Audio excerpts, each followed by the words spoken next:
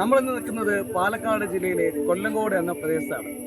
ഇവിടെ 2040 മികച്ച പുലിപ്പാൽ കർഷകനായ വാസുകോട്ടന്റെ അടുത്തേക്കാണ് നമ്മളിത് കിടക്കുന്നത്. മാർജാരൻ വാസു, മികച്ച പുലിപ്പാൽ കർഷകനുള്ള അവാർഡ് കിട്ടിയ വാസുകോട്ടനാണ് നമ്മുടെ മുമ്പിൽ നിൽക്കുന്നത്. വാസുകോട്ടൻ, എന്തൊക്കെയാണ് നിങ്ങളുടെ വിശേഷങ്ങൾ പറയുന്നത്? എന്ത് വിശേഷം, അങ്ങനെ പോണു. പുലിയും പുലിപ്പാലും അവാർഡൊക്കെ കിട്ടിയെന്ന് പറയുന്നു. എന്താണെന്ന് എനിക്കൊരു പിടുത്തമില്ല. വ്യത്യസ്തമായ പേരുകളാണല്ലോ. അല്ലല്ല, നമ്മുടെ പണ്ട് എന്റെ മുത്തപ്പന്റെ കാലത്തൊക്കെ പശു വളർത്തുമായിരുന്നല്ലോ. അപ്പൊ ഇപ്പൊ പഞ്ചായത്തിൽ നിന്ന് പുലിക്കാണ് ഒരുപാട് സബ്സിഡികളും ലോണൊക്കെ കിട്ടുന്നത്. ഞാൻ പിന്നെ അങ്ങനെ പുലിയൊക്കെ ആയിട്ട് അങ്ങനെ നല്ല രസമാണ് കാട്ടില്. ഇപ്പൊ ഈ ഇടയായിട്ട് 2 കാട്ടുപോത്തിന് വാങ്ങാനായിട്ട് എന്റെ മൂത്ത മരുമാൻ പോയിട്ടുണ്ട്. കാട്ടുപോത്തിന് ഇപ്പൊ കാട്ടുപോത്തിന് നല്ല ഒറ്റക്കല്ല, എൻ്റെ ഒരു പയ്യനുണ്ട്. വാറണ്ട് നമ്മുടെ ഇപ്പൊ പണ്ടത്തെ പോലെയല്ല, പുലിക്കൾക്ക് പഞ്ചായത്തിൽ നിന്ന് നായ്ക്കുട്ടികളെ കിട്ടും. നല്ല നായ്ക്കുട്ടികളല്ല.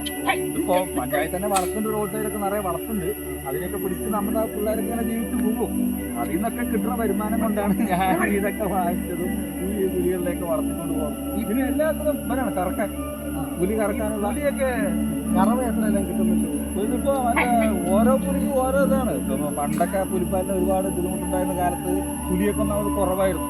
അറിയാലോ നമ്മുടെ കഥകളൊക്കെ. പക്ഷെ അതൊക്കെ ഒന്ന് മാറ്റാനുള്ളൊരു ഐഡിയ ആയിട്ടാണ് ഞാൻ ഈ പുലി കൃഷിയിലേക്ക് ഇറങ്ങിയത്.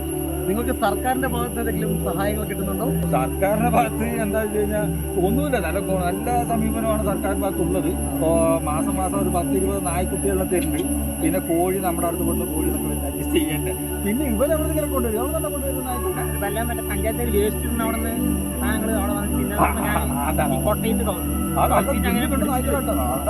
അതൊക്കെ കൊടുത്തു കഴിഞ്ഞാൽ പാല് നന്നായിട്ട് ചേർക്കും. അതെ, പുലികളിപ്പോൾ എനിക്ക് ഒരുപാടൊന്നുമില്ല. ഒരു 10-30 നാടൻ പുലിയും 5-6 ദേശീയ പുലിയും അങ്ങനെയൊക്കെ തന്നെ ഉണ്ട്. അപ്പോൾ പ്രേക്ഷകരെ, നമ്മുടെ പുലികളെ കാണാൻ പോവുകയാണ്. ഒരു ആ കാണുന്നതാണ് അവിടെയൊക്കെ ആ വർഷം അതങ്ങനെയാണ്. അപ്പൊ എങ്ങനെയാണ് നിങ്ങൾ നാടൻ പുലിയും ജേഴ്സി പുലിയൊക്കെ തിരിച്ചറിയുന്നത്?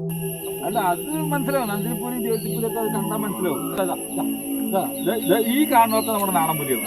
അത് ഏറ്റവും കൂടുതൽ കറക്കുന്ന പുലി ഏതാണ്? അത് നമ്മുടെ നന്ദിനിപ്പുലിയാണ്. അത് ഏകദേശം 10 ലിറ്റർ രാവിലത്തെ. അത് നല്ല തീറ്റ പറഞ്ഞാൽ നല്ല നമ്മൾ ഗവൺമെന്റ്. അപ്പൊ എവിടെ നിന്നാണ് നിങ്ങൾക്ക് പുലികളെല്ലാം കിട്ടുന്നത്? പുലികൾ ഇപ്പൊ പഞ്ചായത്തിന് ഒരുപാട് കൊടുക്കുന്നുണ്ട്. പഞ്ചായത്ത് ഇപ്പൊ തരുന്നുണ്ട്. പക്ഷേ പൈസയൊക്കെ ലോണൊക്കെ ബുദ്ധിമുട്ട് തന്നെ. കാറ്റ് നമ്മളെന്ത് വെച്ച് കഴിഞ്ഞാൽ നമ്മൾ ഇടയ്ക്കിടയ്ക്ക് കാട്ടിൽ പോയി കഴിഞ്ഞാൽ പുലി വിശേഷങ്ങളൊക്കെ എല്ലാവർക്കും ഇത് ഇഷ്ടപ്പെട്ട് കാണുമെന്ന് കരുതുന്നു.